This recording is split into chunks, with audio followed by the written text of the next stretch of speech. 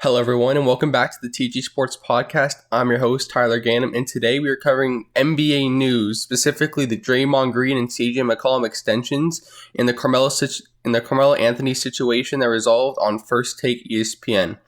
First of all, I want to start off with the Draymond Green extension. Draymond Green just signed a 4-year, $100 million extension to stay with the Golden State Warriors, more specifically $99.6 million.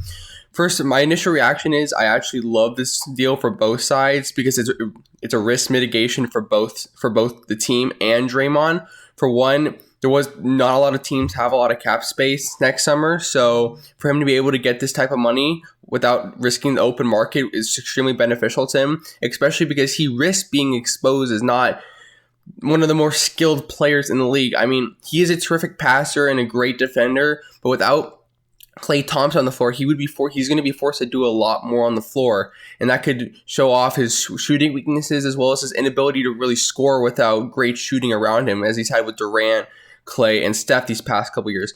Also, it mitigates the risk on the Warriors' end because now, as Draymond would have been possible for a $235.5 million deal, Supermax, if he had won All-NBA or won a Defensive Player of the Year award. In this year, I think he would have been one of the favorites to make a Defensive Player of the Year or All-NBA team, especially because the writers know he would be without Klay Thompson for most or all of the year, and possibly without D'Angelo Russell if the Warriors choose to trade him at the trade deadline. Also, he would have been eligible for a 5-year, $201.8 million max without this, or a 4-year, $149.6 million deal with another team.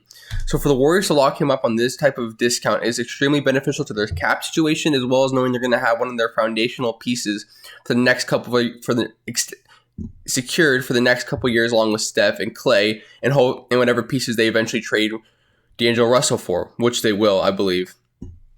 Also, Draymond Green, knowing that not a lot of teams have a lot of cap space. However, there are a select number of teams that did have cap space, but they are very non-competitive teams, such as the New York Knicks. And I'm sure Draymond does not want to spend his rest of his prime years whittling away on a terrible New York Knicks team, as well as the Atlanta Hawks. But however, they're a pretty young team, and why would Draymond want to go as probably the only veteran, the only real competitive veteran on that team, and step away from Steph and Klay, where he's had great success? The other extension I want to talk about is the CJ McCollum extension, which I believe is a bit of a risk on the Portland Trailblazers' part. I understand they had great success last year reaching the conference finals, but I just don't see it happening long term for them, especially because to be quite frank, got lucky on the weak side of the bracket last year in the Western Conference, not having to play either the Thunder, the Rockets, or the Warriors until the conference finals, obviously, in which they lost. And also, and they played them without Kevin Durant, which is extremely beneficial to their success because the one area of weakness they were at was that small forward, and that's obviously Kevin Durant's position, where they were able to exploit Dame and CJ against Klay and Steph, and especially Draymond, and also they're not going to have Yusuf Nurkic next year for most of the year at least, and to be honest, he's not going to be the same player he was. It's going to take some time for him to get back. Just look at Gordon Hayward and how long it's taken. It took him this whole year to just gain some confidence, and you expect Yusuf Nurkic to come back like he just was. I understand the Hassan Whiteside, but I don't trust him to stay level-headed throughout an entire year, especially when he's trying to get his own money at the end of this year as he exercises player options for $25 million this year. He's going to be wanting to showcase his skills, and he can't really do that when he's probably the third or fourth option behind Rodney Hood, Dame, and CJ. And you never know who other guards. Anthony Simons could be emerging as a leading scorer on that team, so you never know about that. Also, speaking to the Draymond Green situation and both the CJ McCollum extension, it highlights a very key shift that's happening in the NBA where players they're willingly taking less money. CJ McCollum had 2 years remaining on an original extension he signed. I believe it was for 4 years, $106 million he originally signed 2 years ago, and he had 2 years remaining.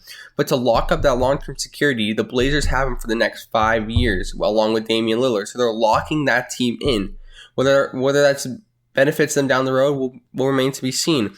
But it just shows that the increasing income of the league lets players take less money. For example, Draymond Green is going to be making $22 million, which is about 12% of the cap space. Back before the 2016 CBA, before the cap boom, Al Horford was making $12 million, which is the same exact percentage as Draymond's $22 million will be eventually. So that's just over a $10 million increase for the same percentage of cap, basically. So it just shows, and as you see with Anthony Davis, Kawhi Leonard, players are willing to take far less money in order to fill their happiness. Draymond Green loves in Golden State. He knows. I mean, he can talk all he wants, but he knows he benefits from Steph and Clay being around him, and especially the last couple of years, Kevin Durant, even though he obviously didn't appreciate Kevin Durant enough to where he said, you can leave. And also, CJ knows he's built his career in Portland. He benefits from playing with Damian Lillard. CJ McCollum is not a 1A superstar in the NBA. He is a definitive number 2, maybe number 3 if your best 2 players are first team and second team All-NBA. So it just highlights a shift in the NBA where players are willing to take less. And honestly, I feel like it benefits both sides. The players are still getting their money, and the teams are locking up these great talents for a significant amount of time. And however, it's really harming these teams because in the case of Draymond and CJ McCollum, they're not top A listers. They're probably A- listers, where they're not like the top 10 or 15 players in the league, but they're just below that. And where this increase of power is showing is in Kawhi Leonard, Anthony Davis situation, Kyrie Irving. They're not taking the supermax, which is what Russell Westbrook did to stay in OKC. These players understand their worth is inside of them. So whatever they believe, so they'll be able to make up this money in endorsements and other shoe deals, whatever they may have. But these players know that if they're stuck in, let's say, a market like Charlotte, just in a mediocre team for 5 years, they're not going to be as happy as if, let's say, even though they're making, let's say, $5 or $10 million more per year, as Draymond Green is in Golden State, because he's happy there. He knows his value is appreciated. The fans love him. And the same with CJ. He's the definitive number 2. The fans of Portland love him. He loves the community up there. And it just seems like it benefits both sides. But in the case of the Kawhi Leonards, the A-plus listers of the NBA, Paul George, they're exploiting these teams because they have shown they only care about money to so much degree. Kawhi Leonard's still getting his money, but he's only taking 2 or 3 year deals with player options because he knows that even if he gets injured, as we've seen with Kevin Durant, teams will still give the max. You're telling me if Kawhi Leonard, let's say in the last year of his Clippers deal, gets hurt, the Knicks wouldn't offer him a max contract? I believe they would, because they've learned from the backlash of not offering Kevin Durant a max contract that they would rather just swing and miss on that, because at least the fans will recognize, hey, our team gave it a shot. Last topic I want to cover today is the Carmelo Anthony situation. As we all know, he has not been signed yet. People have speculated the various reasons. He went on ESPN First Take with Stephen A. Smith as Stephen A. interviewed him, and he wanted to cover up certain areas of what this believes. The first topic he talked about was leaving the Rockets and how he basically felt like the Rockets did him pretty dirty in the end, how they spoke to him. They said he was the missing piece, and how eventually when he got there, he was warming up to the idea of coming off the bench, but injuries forced him to start. And even though he played well, they weren't winning, obviously, because Carmelo Anthony's not at that point in his career where starting him is a good idea. He needs to be coming off the bench. But they got hurt early in the season. I don't believe he should have gotten blamed for that. It should have been like, all right, injuries happen. So wait till the team gets healthy. We'll give it another 10 to 15 games. If we make a good run here, we'll keep him on. But the Rockets, as he described, this is all from Carmelo Anthony's side. He said that Daryl Morey came to him and just said, we're going to part ways. It's not working out. And that was it. He never played another game for them after those first couple of games. It was eventually traded to Atlanta and released.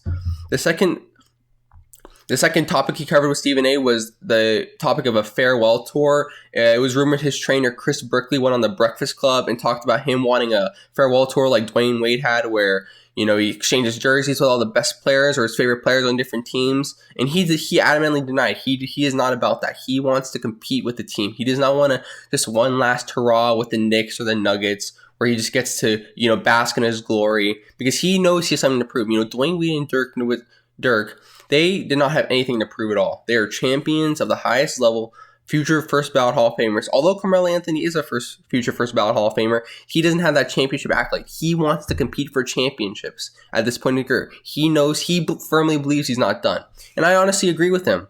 Carmelo Anthony can definitely play in this league. I feel like the whole speculation of him not being on a team is just because of, people talk in the league. And if Daryl Morey's telling the truth or not, he could have just told a bunch of teams, Carmelo was the whole reason that the Houston thing didn't work out. And that's very well cannot be true. I believe it was a combination of the injuries and just him being forced into, and he played well in Houston.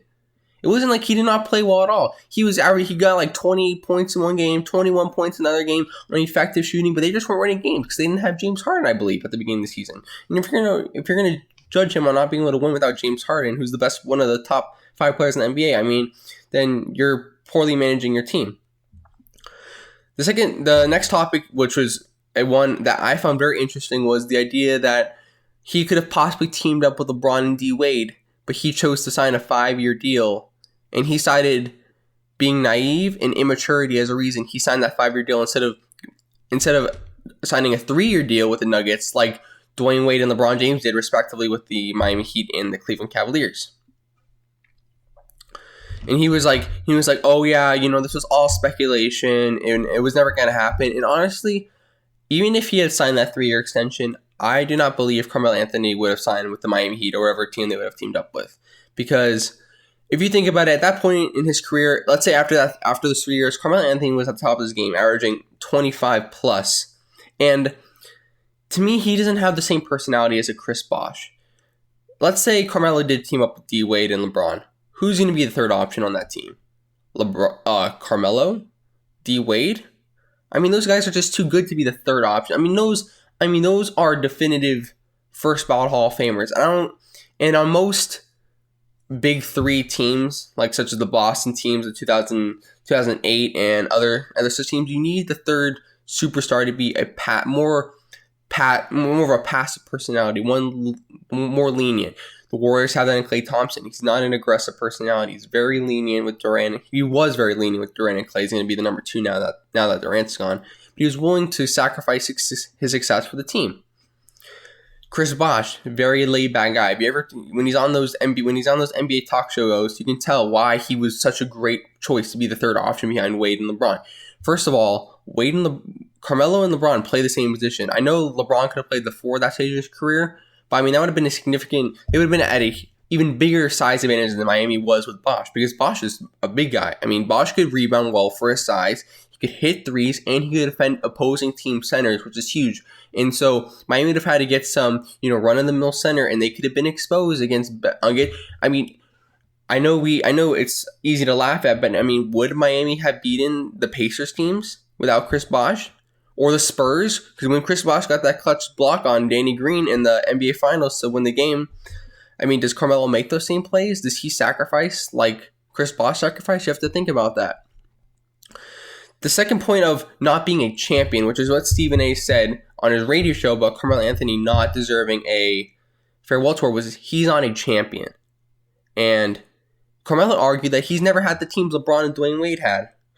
Well, to be honest, I cannot agree with Carmelo here, because in New York, in Denver, he made it to the conference finals. He did not have scrub teams in Denver. I would not say he's had as good as teams, but he hasn't had scrub teams. On this interview, he made a team as if he had terrible teammates who had never played. Like he was dealing with a LeBron in 2015 when Kyrie Irving and Kevin Love got injured. He's just dealing with, the Matthew Dellavedova and Tristan Thompsons of the world. But he had Chauncey Billups, Jason Kidd, Tyson Chandler. He had the same role player as LeBron James and J.R. Smith and Iman Shumpert. He had those 2 guys on his team in New York, and they were the second seed. They obviously weren't good enough back then, but Carmelo needs to realize that not every superstar is fortunate. I would argue that he had a more talented team than Dirk had in 2011, and at points in his career, and Dirk was able to win a championship. I would argue he's had more talent. He's more talented than Dirk, but Dirk was able to lead the team, lead by example, and eventually win a championship. And he beat LeBron, Wade, and Chris Bosh, although LeBron did collapse in the NBA Finals. But to be quite frank, Dirk beat that team, and Carmelo was never able to. And to say, oh well, that Dallas team had so much talent. Did they really have that much more talent than the Denver team and the Knicks team that were successful? I don't think so. I think the Denver team was more talented and the Knicks team was more talented than that Dallas team. The last point he brought up was that Carmelo's ultimate goal was to win a title, and he doesn't mind coming off the bench. I truly feel for Carmelo here because he has had the ultimate ego hit. He has seen his friends, Dwayne Wade, who, is he better than Dwayne Wade? Was he better than Dwayne Wade last year? They're probably about even. Maybe Carmelo's a little, I would say Carmelo's a little better. Dwayne Wade was on his really last legs. His knees were killing him this last season. But Dwayne Wade he was a champion. And that was why he was able, and he had enough self-awareness where in Cleveland, when Dwayne Wade was there, he was able to come off the bench. I believe he came off the bench in Miami this last year. He saw that he was not who he once was. Carmelo, on the other hand, has needed this ego hit to sacrifice. Dwayne Wade sacrificed with LeBron when Dwayne Wade was at the top of his game. Does Carmelo Anthony do that? I don't think so. He's needed this ego hit to take a role on the bench. Carmelo Anthony would not take a bench role when he was competing with Paul George, who was an All-NBA talent, and Russell Westbrook, who was averaging a triple-double. And as you saw at the end of that Jazz series, when they played the Jazz, when he was with the Thunder, Carmelo Anthony was getting benched again for Jeremy Grant. And no offense to Jeremy Grant, but he's not exactly a world beater. I mean, he's an athletic defender who can hit a three once in a while, but Carmelo's a much more dynamic scorer.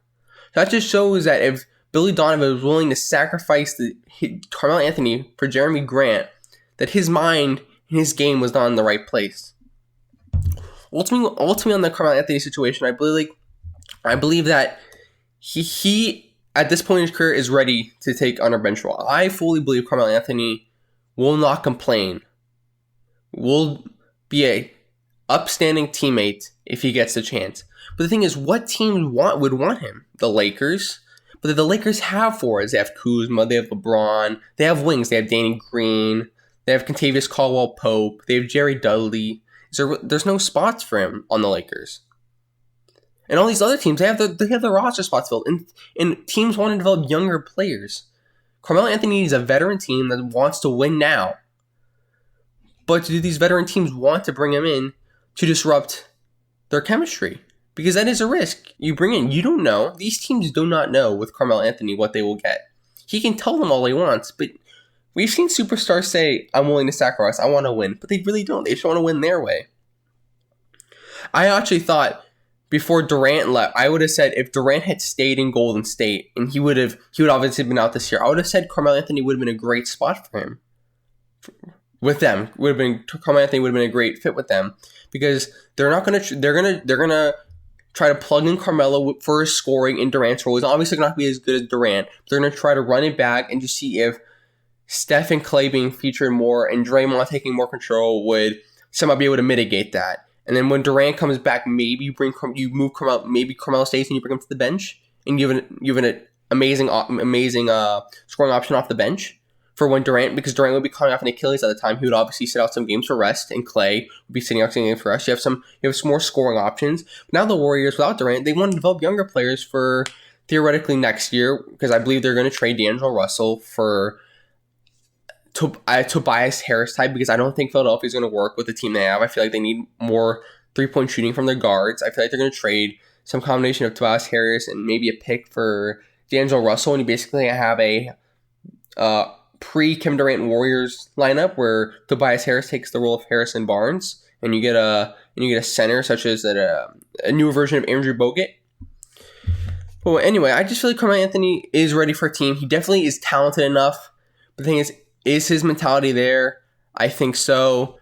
And regarding to the CJ McCollum and Draymond Green extensions, I think they're great extensions for the teams and the players. The players get financial security and a lot of money, while the teams get their stars locked in for their foreseeable future, especially in a Western Conference that is open for the taking with these dynamic duos. I said it before, I'm not a big believer in the Portland team, but if Nurkic comes back quicker, they can flip Whiteside for, let's say, a wing, because he has a huge expiring deal, maybe some picks, you're in it with Portland. You got 2 great guards, a big, got some wings, and Rodney Hood and Kent Bazemore. Anything can happen this year in the West. And for Draymond Green, he gets his work, he gets his money. He doesn't have to worry about making all defense team to get that supermax. He's locked in. He's secure. He just has to come into the season in shape. And yeah, I feel like both sides would greatly benefit. The Warriors just have to hope his athleticism does not decline severely, because they need that athleticism to defend, for him to be the defensive player that he is, and for him to continue making great plays off the pick and roll when teams double team Steph. And yeah, I feel like both moves are great for their situations, and I feel like Carmelo Anthony definitely is deserving of a roster spot. Just depends on if he's willing to accept a lesser role, but I feel like he is at this time, and it's time for the NBA to officially free Melo. This has been the TG Sports Podcast, Episode 3, NBA News. I'll see you next time.